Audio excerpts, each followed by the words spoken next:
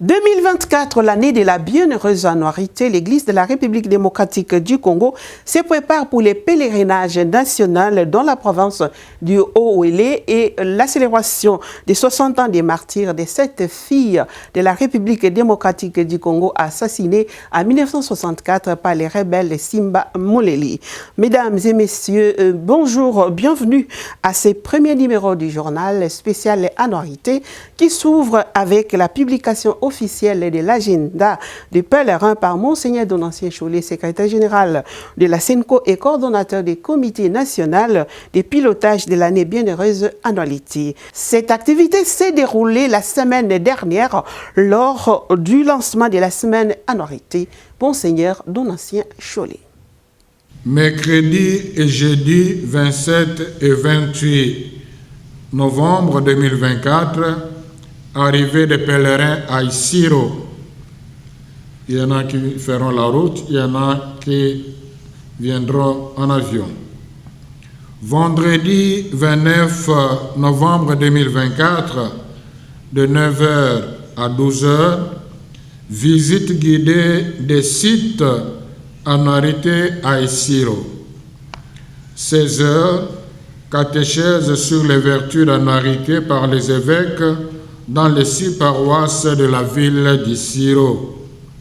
Samedi 30 novembre 2024, de 8h à 11h30, il y aura les confessions dans les paroisses et au sanctuaire. À 12h, pèlerinage de la première tombe à la cathédrale, puis la troisième tombe. Dimanche 11 décembre 2024, à partir de 6h, célébration eucharistique par les évêques dans les paroisses de la ville d'Isiro, en français, en lingala et en swahili. À 15h, les activités culturelles de réjouissance populaire. Et ce dimanche-là, on n'a pas célébré la clôture de l'année simplement parce que c'est le premier dimanche de l'Avent. Lundi 2 décembre 2024, à partir de 9h, messe de clôture de l'année jubilaire à Isiro dans tous les diocèses de la RDC aussi. Mardi 3 décembre 2024, départ de pèlerins d'Isiro. Parmi les missions assignées par l'épiscopat congolais au comité de pilotage de l'année mise en place pour la circonstance, c'est aussi de militer pour l'appropriation de la cause annuarité en vue de la dévotion accrue pour susciter sa canonisation. Les ressortissants des Grands Orientales ont saisi l'occasion et organisé en partenariat avec ces comités mis en place par l'Église une semaine nommée annuarité. Les détails dans cet élément avec Michel Delacroix qui est l'un des membres des Copianes. La semaine annuarité, ça vise d'abord à favoriser l'appropriation de la cause d'annuarité à l'échelle nationale. Puisque vous le savez, l'objectif de l'année bienheureuse annuarité, c'était également favoriser une appropriation à l'échelle nationale de la cause d'annuarité. Et de ce point de vue, toutes les activités qui doivent être organisées doivent concourir à l'atteinte de cet objectif. C'est pourquoi la Grande Orientale, saisissant l'appel des pères évêques, a organisé la semaine annuarité. Et le contenu de cette conférence, tel que vous l'avez dit, c'est des rencontres stratégiques avec les différentes couches sociales de notre pays. Il y a les scientifiques, c'est-à-dire les professeurs d'université essentiellement. Il y aura également une rencontre, un autre jour avec les clergés, les consacrés, puisque vous le savez, Annuarité fut une religieuse consacrée. Un autre jour, nous allons avoir une rencontre avec la jeunesse estudiantine, puisque pour magnifier Annuarité, on doit écrire son histoire.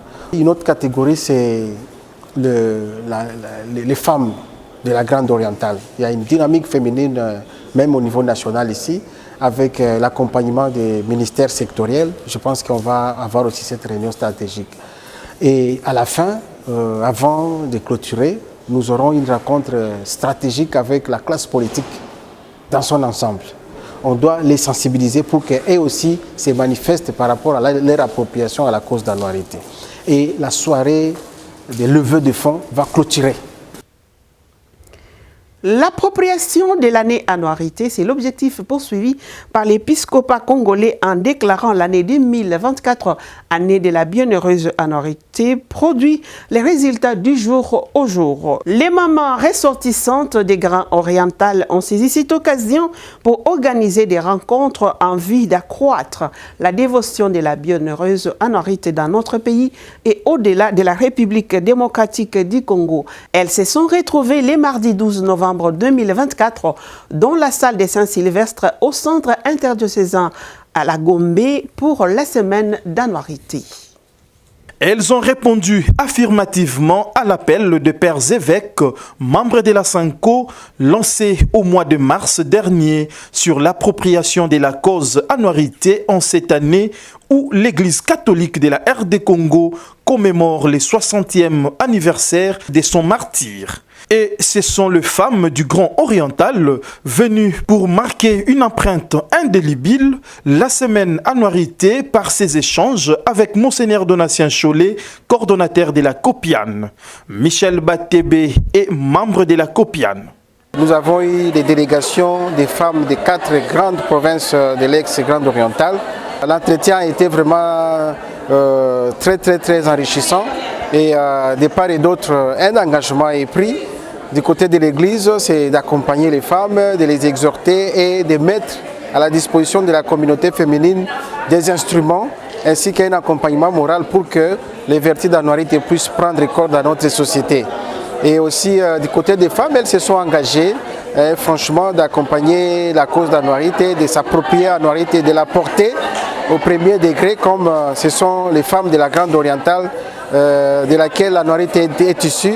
Face aux mamans, Monseigneur Donatien Cholet, secrétaire général de la SANCO, a expliqué aux mamans les processus de la canonisation et la motivation poussant les évêques de dédier cette année à la bienheureuse Anouarité. Anouarité, oyo ya sali kwa yebana koleka baebanso basali makambo minene na nzela ya politique na nzela ya association ezali likamba boyambi. Alors soki batata episkopo balinga ete mobulu moye to lubolo yango mobu ya Anouarité ezali mpona kozongisa biso na nzela ya boyambi pamba te na ezaleli ya biso ya mokolo na mokolo surtout ndenge mokili ezali kokende na moi ya lelo soki tokebi te tokotia Nzambe pembeni.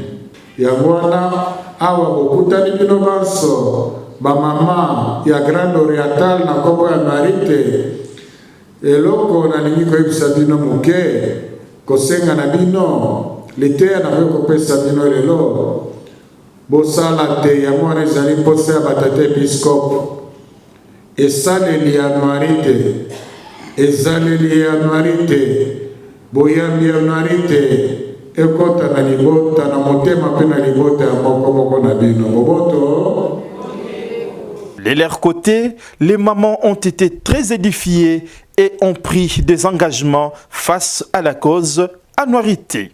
La bienheureuse Anouarité, c'est un patrimoine pour nous, non seulement du territoire de Wamba, non seulement de la province du Haut-Ouélé, non seulement du grand bassin de l'Ouélé et de la Grande Orientale, mais aussi de la RDC tout entière. Anouarité nous inspire beaucoup. Comme d'autres grands serviteurs de Dieu, à l'instar de Simon Kimbangu de chez nous ici, je voudrais que la journée d'Anouarité soit déclarée chômée et payée. Anouarité azali na motuya mingi, Anouarité azana valeur makasi epa na biso. Soki tozobeta lisolo Anouarité, biso tu mato yetele maka, toyaka mbangu parce que apesa biso honneur, apesa biso honneur. Apesa biso honneur na église, apesa biso honneur na mboka, apesa biso honneur à travers monde mobimba. biso na activité à 60 ans nayebi ke batata episcopo baseki biso makambo ebele d'abord ko s'approprier eloko liboso eza ko s'approprier nde eloko tozosala yango tozoparticiper tout le temps na baactivité mpona ko s'approprier mpona kobika penza vie ya Anuarite tozali mpe na baprojet ya construction église aza na projet ya construction ya sanctuaire biso lokola bakristu tozali komipesa na mwa ndambu muke tozozwa na mwa basensibilisation tozosala mpona kotia mwa maboko mpona makambo etali sanctuaire. Tant d'autres activités sont prévues pour la semaine et le grand rendez-vous sur l'année Anuarite est donné à Isiro pour le pèlerinage sur les traces du martyr d'Anuarite et la grande célébration clôturant l'année Anuarite 2024, toujours à Isiro. Poursuivons cette série d'activités en parlant cette fois-ci de la rencontre des consacrés avec les comités de pilotage. Les samedis 3 novembre, les consacrés de la RDC des différentes congrégations se sont retrouvés dans la salle Saint-Sylvestre du centre interdiocésain. Anuarite, modèle des consacrés, étaient les thèmes sur lesquels ils ont réfléchi.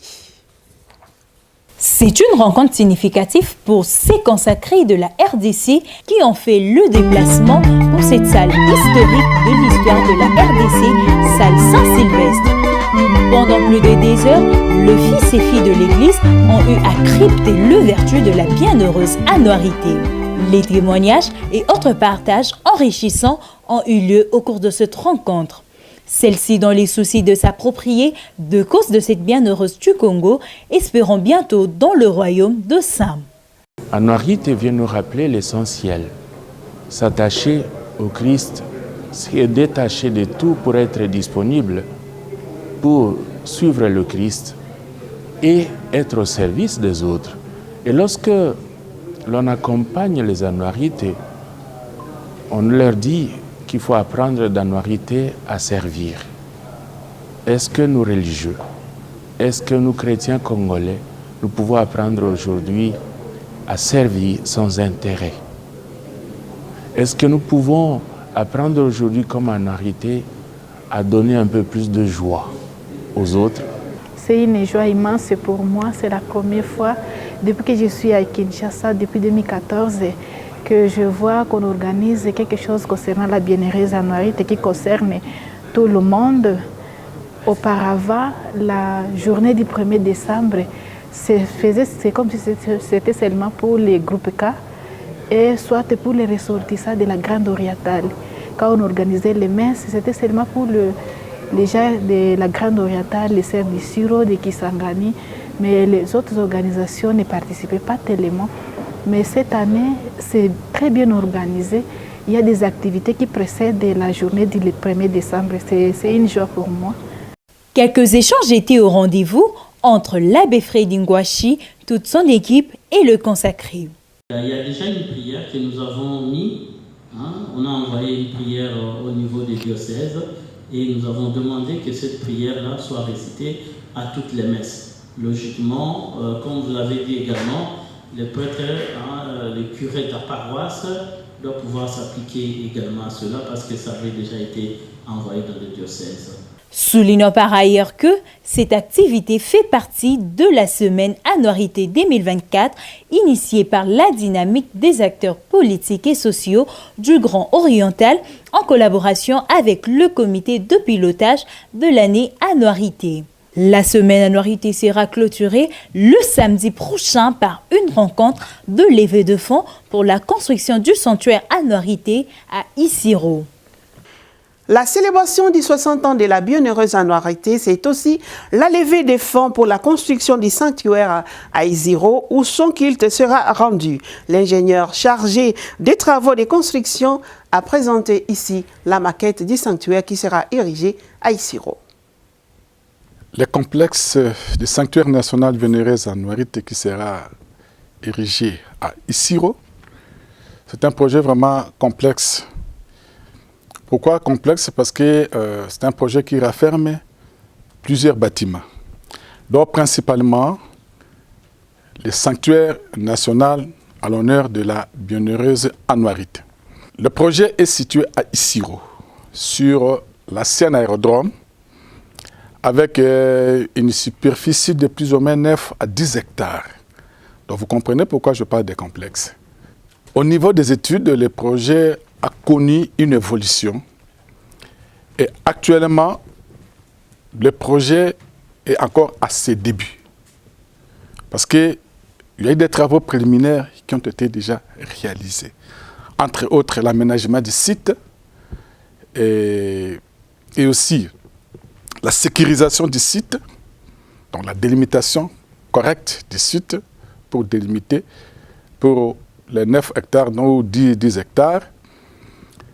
Et il y a eu le travaux des palissades, c'est-à-dire je parle ici de clôture provisoire pour sécuriser certains travaux.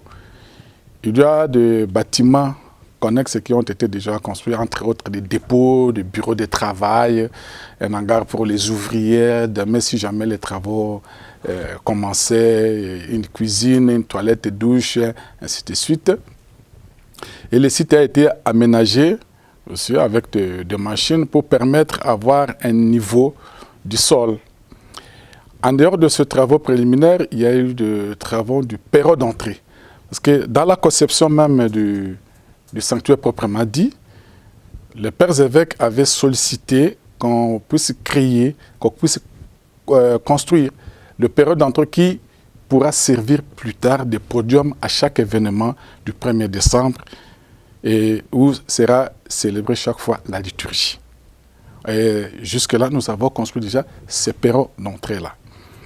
Le projet est tellement complexe parce que en dehors du sanctuaire proprement dit, nous avons aussi les rectorats, donc un couvent qui va abriter des prêtres qui seront chargés de la gestion du sanctuaire. Il y a aussi un couvent de sœurs. Il y aura aussi un couvent des frères pour la maintenance du site. Nous avons aussi une salle polyvalente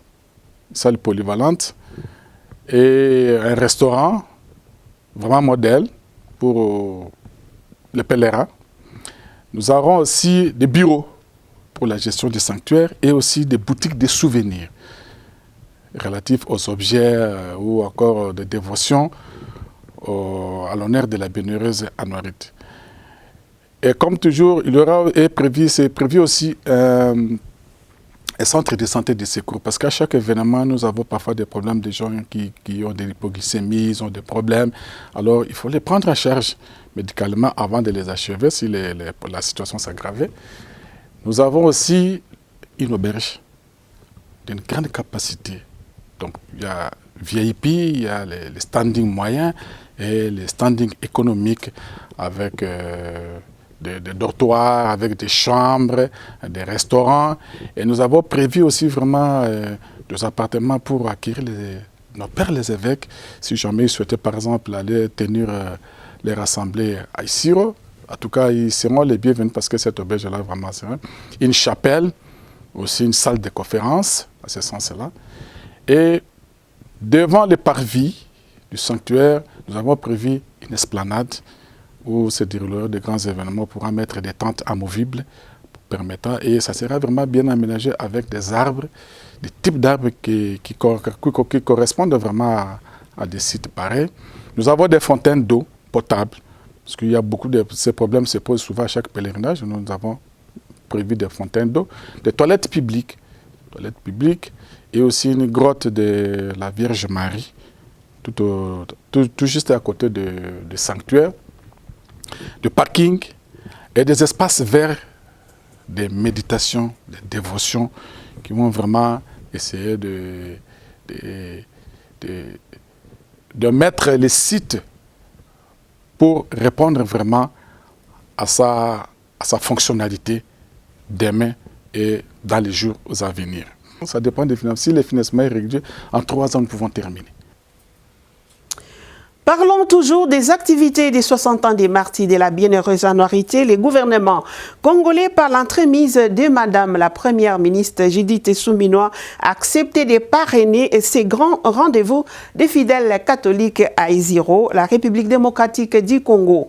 Il y a quelques semaines, une délégation du comité des Copianes de l'année Anouarité, conduit par Monseigneur Donatien Cholet, a rencontré Madame la Première ministre Judith Suminwa pour s'essiger à la sortie de cette réunion. Le secrétaire général de la SENCO, Monseigneur Donatien Cholet, a accordé une interview à la presse au cours de laquelle il a rappelé l'essentiel de la célébration jubilaire, mais aussi a annoncé l'engagement du gouvernement congolais de soutenir cet événement.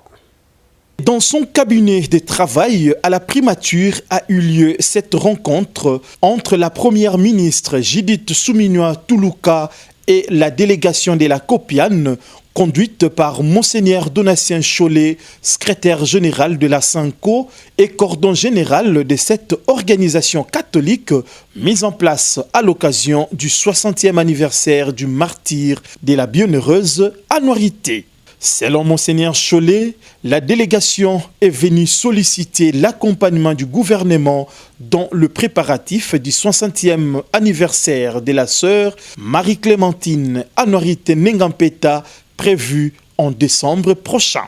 Nous sommes venus voir Madame la Première ministre pour partager avec lui les cahiers des charges, nos préoccupations par rapport au pèlerinage que nous voulons faire en suivant les pas d'Anouarité, Kisangani, Wamba, Isiro.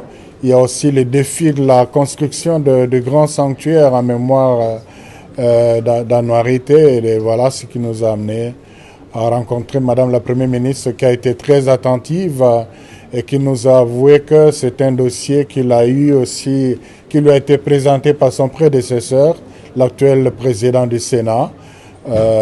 Il a promis de collaborer en mettant en place un comité pour voir de façon pragmatique qu'est-ce qui peut être fait, parce que là, on est à quelques semaines de l'événement. Le secrétaire général de la SENCO a également précisé que les activités commémoratives de la bienheureuse Anouarité sont prévues du mardi 26 novembre au mardi 3 décembre 2024 à Isiro, chef-lieu de la province du Haut-Ouélé. Nous allons célébrer cet événement à Isiro au début du mois de décembre. Ça demande beaucoup de préparatifs pour lesquels l'Église, comme d'habitude, associe le gouvernement. L'événement est d'abord spirituel. Ça va mobiliser beaucoup de Congolais. Ça consistera d'abord en un pèlerinage qui demande que les routes soient bien faites. Et là, c'est le grand défi, hein. Comme je vous ai dit, la route qui va de Kisangani, Wamba, Isiro, c'est une route aménagée, tout comme la partie Isiro-Wamba aussi s'est aménagée. Et pour ça, nous avons besoin de gouvernement. Il y a le défi du déplacement. Aujourd'hui, comme c'est un événement national, Isiro est quelque peu enclavé. Le gouvernement peut nous assister aussi pour faciliter le déplacement. Il y a aussi la prière pour la paix, qui va être une messe qui va être célébrée pour la paix. Nous avons voulu que ce soit avec la participation des autorités politico-administratives, parce qu'il s'agit de la paix pour le pays. La première ministre a assuré la délégation de son implication en mettant en place dans un bref délai un comité pour la bonne exécution des préparatifs, particulièrement la construction du sanctuaire à Isiro, et a en outre réitéré la disponibilité de son gouvernement à accompagner l'Église catholique et promet d'être présente physiquement les jours de la cérémonie commémorative. Cette rencontre est intervenue après plusieurs réunions des staffs et rencontres avec le regroupement des fidèles catholiques pour la même cause. Marie-Clémentine Anouarité Nengampeta, assassinée le 1er décembre 1964, a été béatifiée le 15 août 1985 par le pape Jean-Paul II. Et puis, L'église Famille des Dieux en RD Congo la célèbre le 1er décembre de chaque année comme martyr des puretés. C'est par ici que nous mettons terme à l'édition d'aujourd'hui spéciale Annuarité. Merci de nous avoir suivis dans l'espoir de nous retrouver prochainement pour vous proposer encore et encore les pèlerinages et Annuarité. Nous vous invitons donc de rester fidèles à ces programmes au journal spécial Annuarité. Nous disons merci à l'équipe Sécos Trésor Kiambi et Hercule Kitoko pour la réalisation de ces journaux spécial Annuarité. Merci et au revoir. Aya, Annuarité, aya,